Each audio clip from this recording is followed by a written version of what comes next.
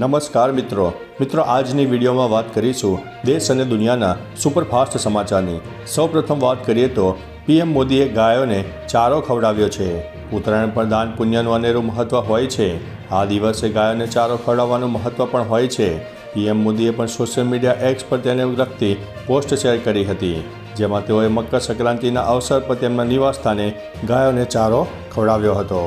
અન્ય મહત્વના સમાચારની વાત કરીએ તો રાજ્યમાં પતંગ મહોત્સવે ભરી છે ઊંચી ઉડાન। ગુજરાત વાઇબ્રન્ટ પતંગોત્સવની દેશ અને દુનિયામાં બોલબાલા છે। તેને સમગ્ર વિશ્વમાં ડંકો વગાડી દીધો છે। તેને વધુ એક ઊંચી ઉડાન ભરતા વર્ષ 2024માં ફરવાલાયક ટોપ 10 અનમિસેબલ ઇવેન્ટમાં સ્થાન મળ્યું છે। નેશનલ જિયોગ્રાફીના અહેવાલ અનુસાર બહુમાનમાં તેનો વધારો થયો છે।